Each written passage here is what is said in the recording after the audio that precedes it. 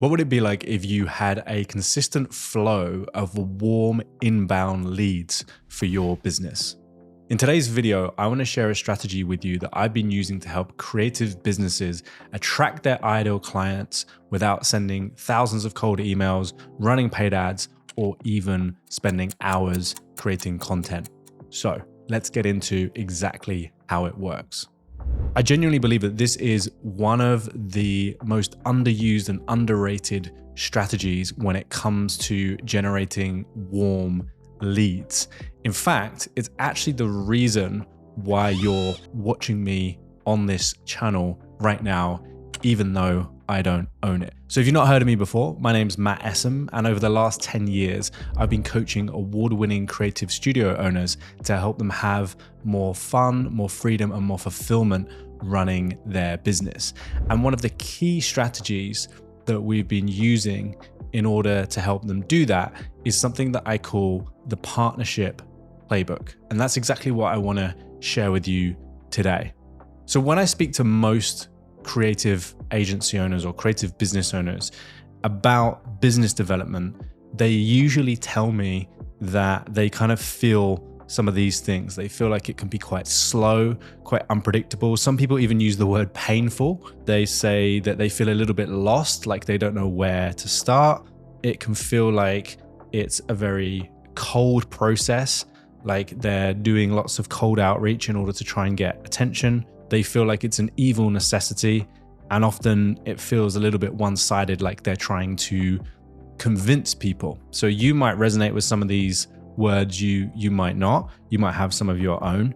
But what I want to do today is talk to you about a strategy that makes lead generation feel light and even, I'd go as far to say, dare I say it, fun, and actually quite rewarding. So the effort that you put in is actually going to reward you with the output and more warm leads. It's actually something that can be predictable if you do it correctly, and it can feel quite leveraged. And when I say that, what I mean is that in relation to the time and effort that you are putting into this, you get a lot back from it. So this is not like cold outreach where you have to send thousands and thousands of emails to hopefully get maybe one or two responses and then maybe get one client if you're lucky. This system is a way where you could probably spend 30 minutes a day and get a handful of warm leads, people who actually are interested in working with you every single week. And so finally, it feels frictionless. So if we're going to do this, there are a few kind of big ideas that we need to understand. And we need to kind of look at the way that most creative business owners currently generate leads. And so typically the way that we think about getting a lead is we think we have an agency or we have a creative business and we want to reach out to a prospect, right? And we want to try and warm that person up. We want to try and get them to know us, to like us, to trust us enough to give us some business. Now that's fine, but the problem with that is it takes a lot of time, right? And it's a lot of time and energy to get this one person who may or may not become a client. And that's fine if maybe they're a referral or something where you feel like they're quite warm. But the problem with referrals is often they feel quite unpredictable. Often you're kind of trapped in this price cage where somebody refers you because they know how much they paid for that particular thing, then they want to pay the exact same price. And so it's very difficult to then raise your prices. So referrals are great, but they have those disadvantages. And what I'm about to share with you is a way to almost have a system where it's like having referrals, but it's way more volume and it's much, much easier to get them. So the way that I want you to, first of all, start thinking about lead generation is instead of one-to-one, I want you to think about it one-to-many. And this is why I call it the Partnership Playbook, because we're actually going to not think about getting prospects as they're often referred to. We're going to think more about getting partners. And so the concept is really simple. A partner is somebody who can get you in front of multiple prospects. And there's different types of partnerships, which I'm going to talk about in a minute. But the key concept, like the one big overarching idea of this strategy is that we want to build relationships and spend that time and energy building relationships with people who can get us in front of multiple prospects or multiple potential clients rather than just one. So instead of one-to-one, we're thinking one-to-many. So that's the first kind of big idea. And then there's these kind of sub-ideas, I suppose, or sub-categories of ideas. Before we get into that, I just want to talk a little bit about the 3 different partnership types. Now, I learned this from Daniel Priestley, who has been on this channel and is an incredible entrepreneur. And he talks about this in a slightly different way, but this is kind of my interpretation based on working in the creative industries and working with creative businesses. So let me just get rid of this for a second and I'll re-sketch it. There's basically 3 types of partnership. The first one that I want to talk about is what's called a distribution partnership. And that's kind of what I was alluding to on this last slide. It's this idea that we build a relationship with somebody who already has the attention and the trust of our ideal clients, and they put us in front of their audience. Now, right now, the video that you're watching is a distribution partnership. I don't own this channel. I'm creating content for this channel, and I'm getting in front of an audience that isn't an audience that I've personally built. This is Chris's audience, right? This is an audience that Chris has built. And so I'm going to tell you a little bit about how I've managed to do that. And I'm going to tell you a little bit about how that relates to creative businesses and how we can do that with our agency. But a distribution partnership is really simple. And if you kind of took this out of a slightly different context, if you think about products, for example, a distribution partnership might be if Nike make a trainer, they need to get that into stores. You see those Nike trainers, they're not just in Nike stores, right? They might be sold by Walmart, or they might be sold by big kind of shoe outlets. They partner with people to distribute that product. And one of the most common things that this works in terms of creative business owners is around content. So content distribution like this, how can we get us or our content or our business in front of other people's audience? So that's the kind of first type of partnership. The second type of partnership is a delivery partnership. Now, this one you might be a little bit more familiar with, or you might have even done this yourself.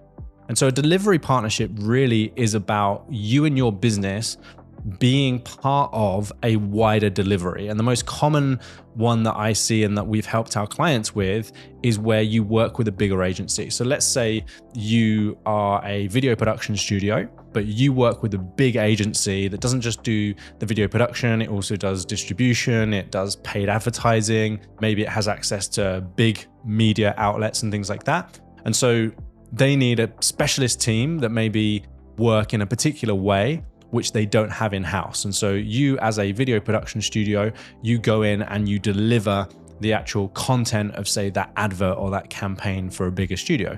This one is quite common. You've probably done it yourself. It's often a great way to supplement your income. When I was first running my design studio, I didn't have enough work directly from clients. And so one of the things that I used to do is I used to go into other agencies and almost kind of freelance for them and do the design and help them with their websites and things like that. And they would pay me, but it was part of a bigger thing, right? So delivery partnership is really about being a part of a bigger entity or a bigger organization, and your work is part of that.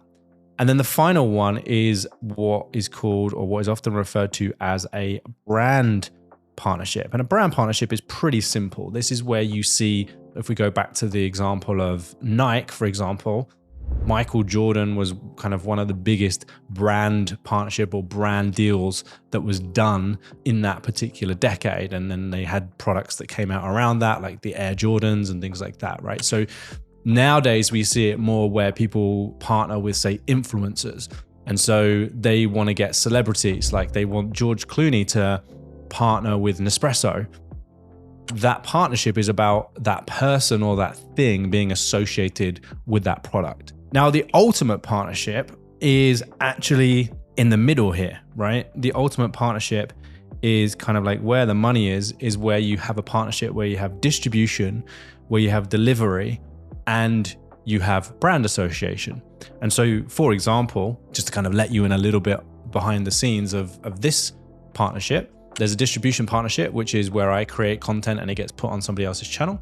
There's a delivery partnership where I am actually a coach within the Futur Pro group and I run sessions. And there's kind of a brand partnership where I'm being associated with Chris and the Futur. And so that's associating me with their brand. And that's for me is kind of like the ultimate type of partnership. And these are the kind of partnerships that I look for. Now, the reason I'm talking you through these is because they are different levels of complexity. So one of the easiest, I would say, is a delivery partnership, to go in and find other agencies or other businesses that are currently delivering something, but maybe don't have the element that you deliver. So a really easy example would be if there's a web design studio, but they don't actually offer the delivery. They don't build the websites. And so if you know how to code, if you know how to build websites, you could go to that business and you could partner with them and you could say, hey, when you build websites, why don't you package what we do in, and instead of just selling the design, you sell the whole website, right? So that is a pretty common one, a pretty simple one that I think most people could understand. And so I would say this is the easiest one to do. Now, the principles that I'm going to share with you in a minute, I'm actually going to show you how to implement this in your business. So this is not just like a high level theory. This is like some things that we've got to do in order to actually get these kind of partnerships. I would say the second type of, or the second easiest, is a distribution partnership, actually getting your content in front of somebody else's audience. One of the reasons for that is because content creators and people that are putting out content regularly, they always need content to deliver value and keep their channel engaged or their audience engaged, right? So this is actually a lot easier than most people think. And then the third one, which I would say to tackle, is a brand partnership. So this is actually aligning yourself with a particular brand. So if you ran a design agency, you might want to be affiliated or associated with someone like AJ and Smart or Pentagram or somebody who's very well known in the industry. And once you say, hey, yeah, we partner with AJ and Smart, or we're an AJ and Smart partner, all of a sudden you then have more authority in your client's eyes. So hopefully that makes sense in terms of the different types of partnership.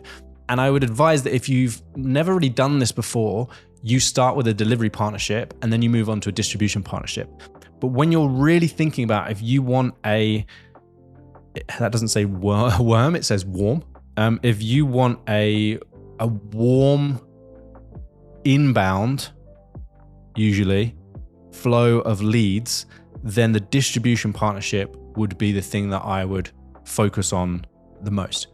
So when clients come to me or when creative agencies come to me and they say, oh, we need more leads, the first thing that I look at is who already has the attention, the trust, maybe even their clients of theirs, who already has that, and how could they get in front of that audience? That's what I'm looking for because it's the most leveraged and it's the fastest way. And the metaphor that I often use is it's a little bit like going to a really cool house party. And option one, which is what most people do, this kind of one-to-one approach, is you rock up, you don't really know anyone, and you kind of go around to the party and introduce yourself. Hey, my name's Matt, I do this. And I was like, okay, cool. And maybe you've got a great pitch and it sounds interesting to people. That's your kind of best case scenario. How much time does it actually take to go around and introduce yourself to everybody at the party? Out of those people, how many of them actually remember you? It's quite a low leverage way of getting to know people versus going to this really cool party and having the host, being best friends with the host and having the host introduce you to everybody, and not introduce you one-to-one, but imagine this for a second. You're at this party and there's music playing or whatever, and the band stops, you get on stage, he clinks some glasses and says, hey everyone, I hope you're having a great time. Look, I just wanted to take a few minutes to introduce you to one of my best friends. This is Matt. He's amazing. He does all of these things. I really think you should get to know him tonight. Like, you're going to get off that stage and be mobbed. And you see this with speakers and you see this with like people who've been on lots of podcasts. That person, I was recently in Dubai with Chris, and Chris was giving a keynote on this stage. And as soon as he got off the stage, he was literally mobbed by people because the distribution he had, he didn't build that audience. He just showed up and gave that talk. Somebody else had created that audience. And so people in their mind thought, well, if Chris is on this stage, I mean, obviously a lot of people already knew who he was, but if Chris is on this stage, he must be noteworthy. He must be somebody who's worth being on this main stage, right? So he was kind of introduced by somebody else. And so that's the idea of a distribution partnership. And as I said, if you can combine these two, if you can combine the distribution with your brand association, this is kind of where the golden ticket is. So let's get down into how do we actually do this? How does this work? What do we need to say? Where do we find these people, right? And so there's kind of these three big ideas that we need to think about. The first big idea is that we want to build our tribe. I think about partners as like a tribe of super fans, like brand ambassadors. And we just want a handful of these people who are going to constantly bang the drum about what we do, or are constantly going to kind of put our content and our thought leadership and our ideas in front of other people. So that's the first big idea. The second idea is that we have to identify a value gap. People aren't just going to put you in front of their audience and partner with you if there's no clear value, right? If there's no clear value exchange. And so I want you to think about a partner and a partnership where really it is just an exchange of value. You are giving something to them and they are giving something to you. In this case, it's one of these three things, either distribution, brand association, or delivery. But I'm going to get to what do we give to them and how do we position it in a minute. But that's how I want you to think about a partnership. So we've got to spend some time identifying like, where is a mutual value gap? And then the final thing is we're actually going to pitch an offer. So once we understand where we think the value is, we're going to go to them and say, hey, this is how I think I can help you. This is what I propose. And so I'm going to give you the structure for each one of these things. So there's a little bit I want to talk about here in terms of kind of the partner ecosystem. And so one of the bigger mistakes that I see people making when they're thinking about building this tribe is they go for these people who are basically just unreachable, right? So for example, you might say, well, I work with wellness brands, so I would love to partner with someone like Jay Shetty, and I would love to have Jay Shetty talking about my brand. Well, how much value you can add to Jay Shetty, I don't know, because I don't know your business. But what I do know is unless you have a personal connection with Jay Shetty already, the ease of access to get to Jay Shetty is probably somewhere down here, right? So even if you have a lot of value to offer Jay and you think you can really help him, well, the likelihood of him actually responding to maybe like a DM on Instagram or whatever is probably quite low. So you've got this section over here, which is kind of like, I would say, the amber zone. Like it can work and you can get in front of people. You know, I've got a relationship with Chris and built a relationship with Chris, and he's got millions of followers. I would say Chris is probably an edge case. Like if you've ever met Chris, he's a very humble person. He's a very open person. He's not particularly difficult to get in touch with and reach out to. So I would say he's probably an edge case. I would say most people with audiences his size are very difficult to get in front of. So I would work your way up to that. I would work your way into circles rather than trying to go straight for them. So ease of access, if ease of access is low, even if mutual value is quite high, I would still say that's an amber. And then obviously if ease of access is low and mutual value is low, then that's a red, right? If ease of access is high, but mutual value is quite low, I would say again, that's kind of an amber, maybe even a red. So what we're really looking for, especially to start with, is we're looking for these people who are easy to access. Like we kind of know them personally, or we've got them in our network somehow, or friends of a friend, and we can identify some mutual value. So I'm going to give you a couple of examples of different people that have done this and our different clients. So I'm going to give you some examples of how I've used this strategy to build my business. And this was the exact strategy that I used when I was first building my coaching practice. And I literally had no audience. I didn't know anyone. And I built my business to its first 6 figures, literally just using this strategy. So I've written down here, co-working. And the reason I've written that is because I thought, who right now has the attention of my ideal clients? And at the time, that was freelancers and small creative agencies. So who do I know that already has their attention? And one of the ways that you can figure that out is you can think about where are they already spending money and spending their time. And so the obvious one for me was co-working spaces. They're already hanging out. And so I thought, okay, well, now I know where to look. Do I know anyone that has a co-working space? And actually, as it happened in my city, because I was going to a co-working space, I'd actually got quite friendly with the founders. Now, it wasn't a huge co-working space, right? It didn't have like hundreds and hundreds of people. It maybe had like 50 people in there in total, including the offices and the co-working. And I just approached the owners and I said, hey, I'd love to, get in front of some of these people because I think I've got some value to offer. There's one of these things that I do. I run this workshop. It's a 60-minute workshop. I usually charge this amount of money for it. But if you guys help me promote this workshop and you send an email out to all the businesses, maybe we put some flyers around or whatever, I will come in and run it for free. And this is what I think people will get from it. And this is why I think it's relevant to your particular audience. And so they agreed. They said, sure, we'll run it. You can use the space. And so I went and I ran that workshop. And because I offered lots of value and I gave lots of insight after the workshop, and because I was already in that co-working space, people naturally just came up to me and said, hey, I really enjoyed this. And you talked about that. I'd love to have a conversation with you, because our business is kind of struggling with that and we would love some help with it, right? So it felt very natural. It felt very easy. And I didn't actually have to do that much work. I literally just made that one relationship with the founders and they helped me to promote it. They got people there. All I really had to do was actually deliver the workshop. So that was a really good example. Now, that wasn't a huge audience, but there was clear mutual value and there was clear ease of access. And so the more I started doing this and the more people I knew and the more partnerships I built, then I went from kind of small local co-working to building relationships with people like WeWork. And at the time, WeWork were massive. They had offices in every single city across the UK, right? And so I started to get introduced to community managers, and people who ran other co-working spaces or were in that network would say, hey, Matt runs this really valuable workshop. And I would start to build up testimonials. I would get them to say, hey, who else do you know? Who could you introduce me to? And so then I got to a point where every single week I was running one of these workshops, and I was up North England, I was in Leeds, I was in Manchester, I was in Sheffield, then I was in London.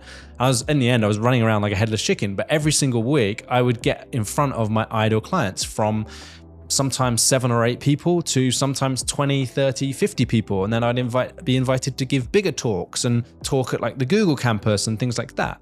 Now, obviously, this is an example for me and my business, and you might say that's all right for you, Matt. You're good at speaking or you enjoy speaking, but I'm an introvert. I don't like that. So I'm going to talk to you about some other ways that we can find mutual value as creative business owners. But you need to understand this concept first, because if you just think, oh, okay, well, I'm going to approach Christo or Jay Shetty or Daniel Priestley or whoever, and then probably not get much of a reply and then think, oh, this method doesn't really work. So you want to start low and you want to look for high ease of access, high mutual value. So the first thing we're doing is create a list. Like, who are these people that we know, that we could know in our network? Who are some people that already have the attention, the trust of our ideal clients? And so we'll literally just write them down. By the way, if you want, I've created a workbook which kind of guides you through some of these exercises a little bit more. If you want that workbook, I will drop a link to it below and you can grab a copy. The second thing is we want to identify the value gap. And this is where most people get stuck. They're like, well, I don't know what I can offer, Matt, right? So I'm going to give you some ideas. I'm going to give you some very simple things that have worked consistently for our clients. And I've used these with design studios. I've used them with animation, film, branding, marketing, social media, you name it. All of these kind of value levers, as we call them, work. So I talked about the workshop. That was an example I just gave. Another one, which is really, really simple, is a free audit.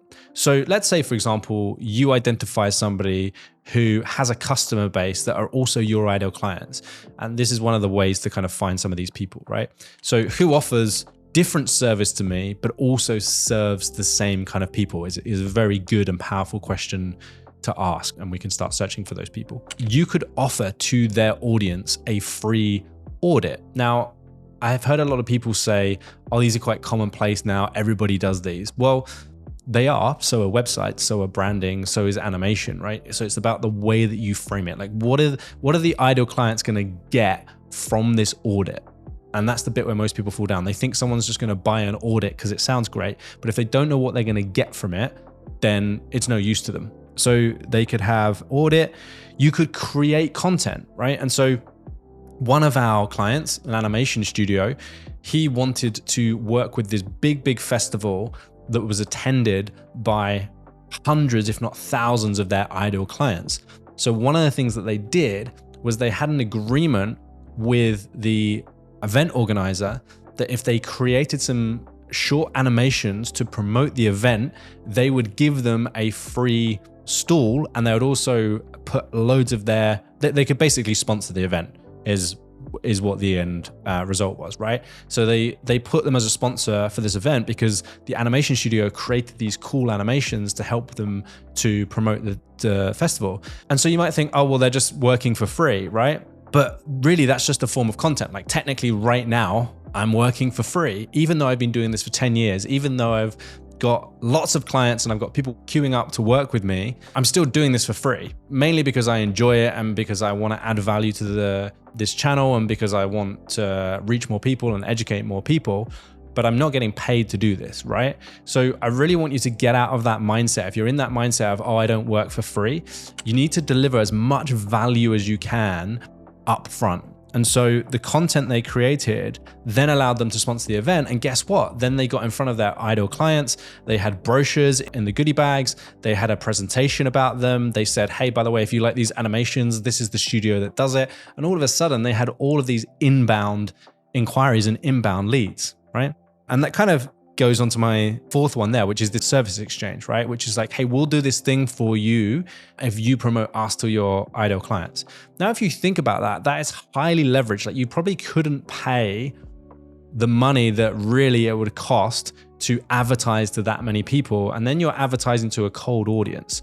So this is the beauty of the Partnership Playbook, is that they have a warm audience. They have an audience of people that already know this brand and that already trust the brand, that have already done all this legwork around marketing and brand building and all of this stuff. They've done all of that for you. So the more value you can offer them, the better it is and the more people you're going to get in front of. So co-promotion is another really easy one, which I still try and do. So find other people who serve your audience where there's not like a direct competitive overlap. And maybe they've got a similar audience size to you. Maybe it's a few hundred, maybe it's a few thousand, and say, hey, do you want to do some joint stuff together? I'll promote your products to my audience and you promote mine to yours. And there's no real danger there because those people can buy both things, right? There's no conflict of interest. And then the final and the easiest one is actually just asking for referrals. And what I mean by that specifically is going to a partner and saying, hey, by the way, if we do this thing for you, so like do a free audit or a free strategy session or something for the partner, would you refer us to your network? Like if you're impressed with our work, would you refer us to people that came to you? Like really, really simple. So hopefully they give you some ideas. Now there are plenty of more, but I don't want to overwhelm you. I just want to give you some of the most basic ones. And these work so well. Like we've literally had clients like Christina who wanted to get more people to her workshop. And she built a relationship with somebody who had a community of her ideal clients. And literally in 48 hours, she had 50 people signing up to that workshop just because that person put out a message to their community saying, hey, this is Christina. I think you guys would really like her stuff. She's running a workshop on this day. And a bunch of people signed up, right? So this is really, really powerful. And I've seen it work over and over again.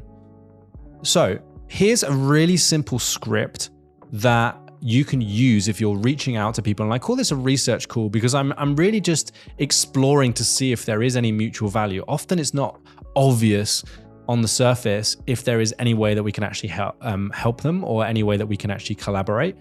And so I just kind of say, hey, I'd love to jump on a quick call with you to see if there's anything we can do. It looks like we serve the same audience.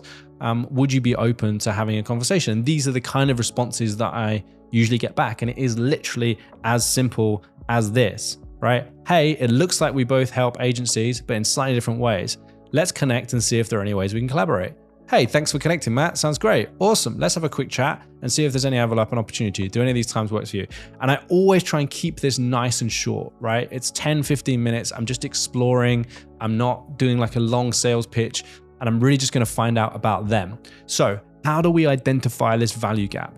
And this is where these research calls come into play. And there's a structure that I like to use for these research calls, which allows me to kind of start uncovering some of these things.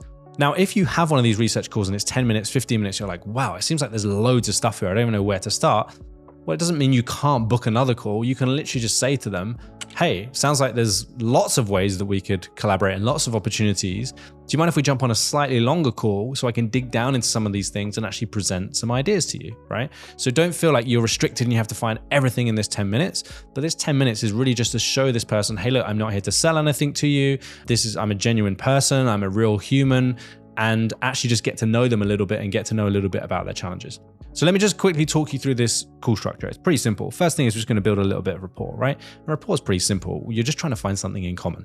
Do they have kids? Where do they live in the world? Have you been to that place before? You're all humans. You all have friends. I think you know how to build rapport, right? But just spend 1 or 2 minutes building a little bit of rapport. And then the pre-frame is really important. Now, if you've seen my one-page sales framework, you'll know that this is a common thing that I talk about in there, the importance of the pre-frame. And the pre-frame is really just telling somebody what you're going to talk about or how the call is going to go.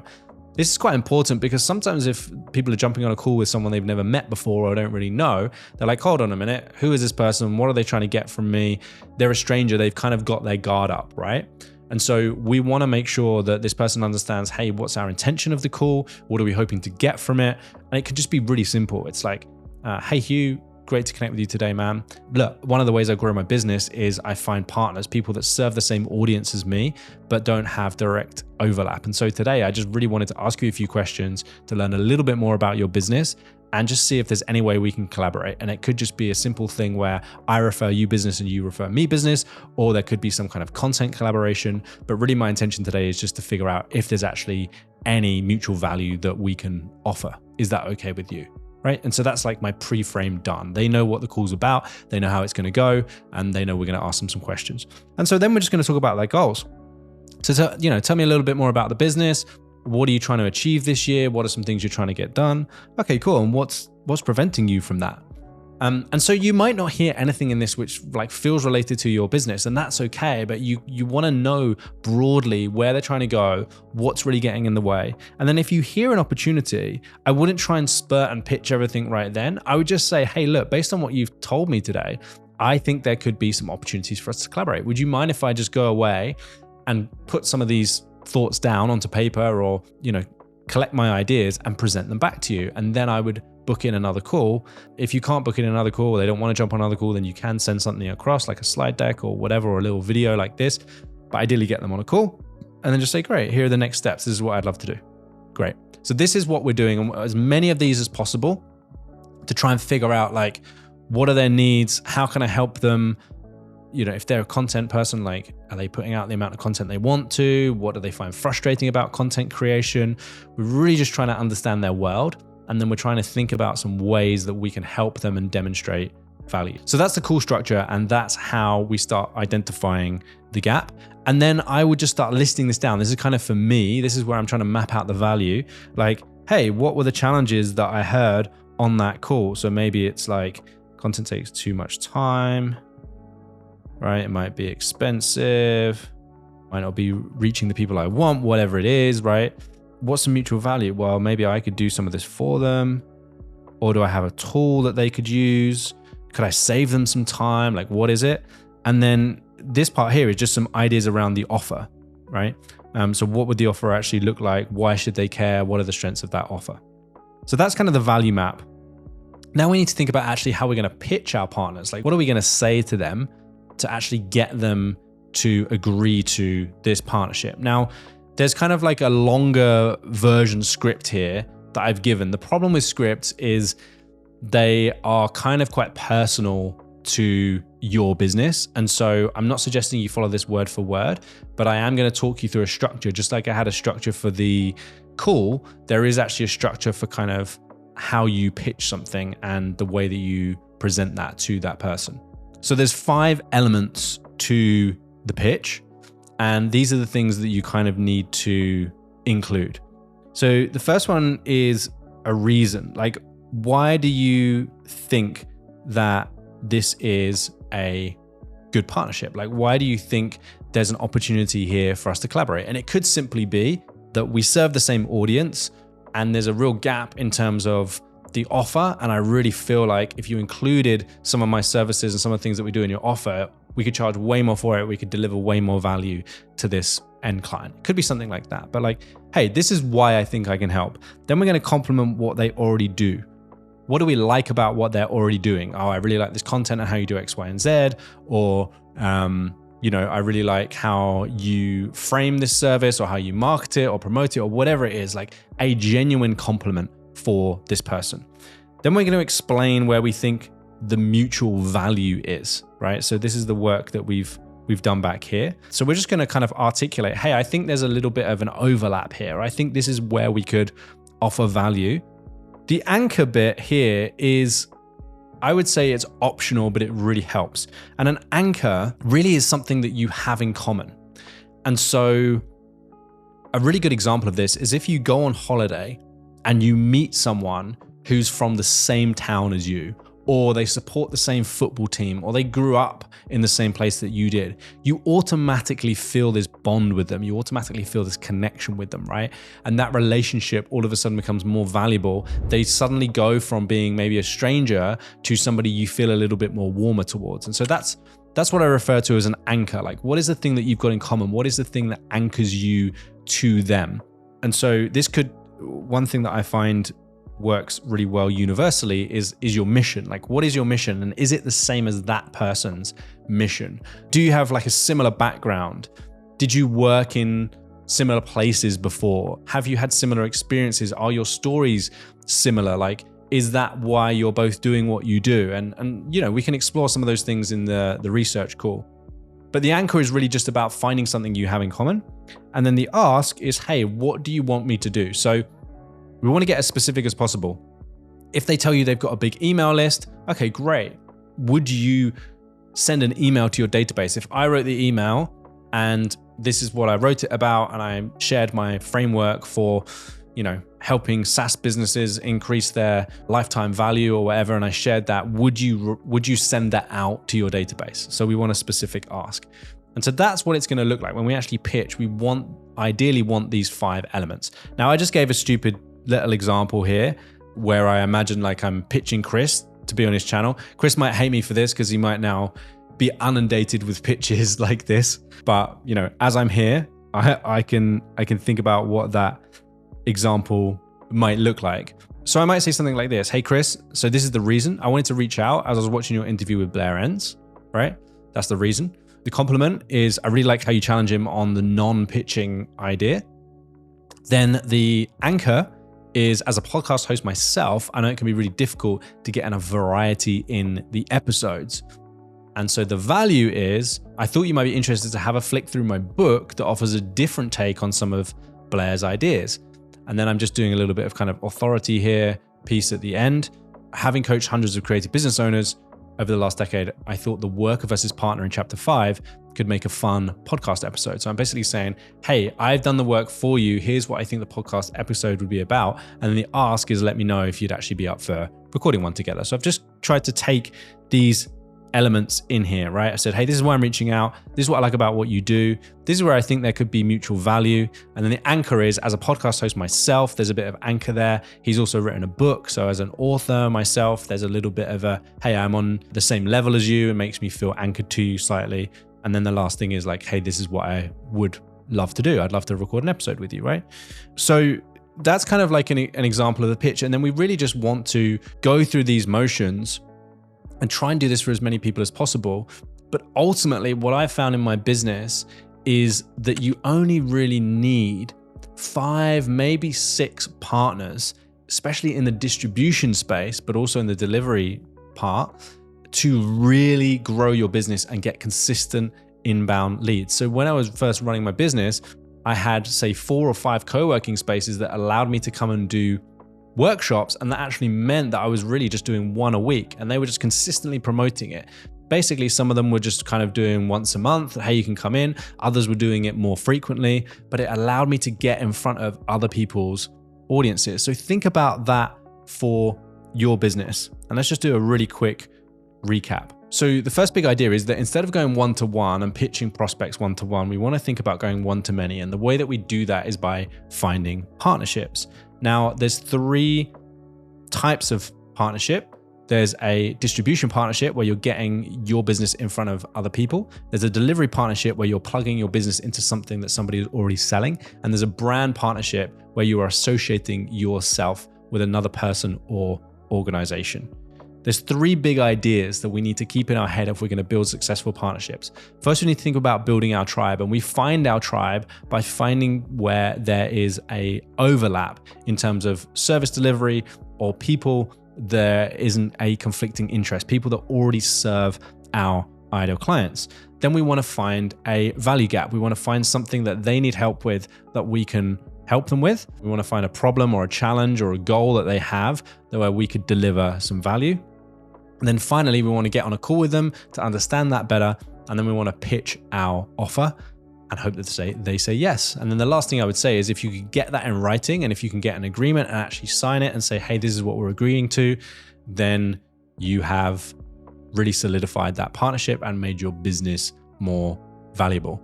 As I said, you can get a copy of the workbook, which goes into a little bit more detail about some of these things below. Just click the link below. If you found this video useful, don't forget to hit that subscribe button on this channel. There's so much great content on here. And if you're not subscribed, you will miss it.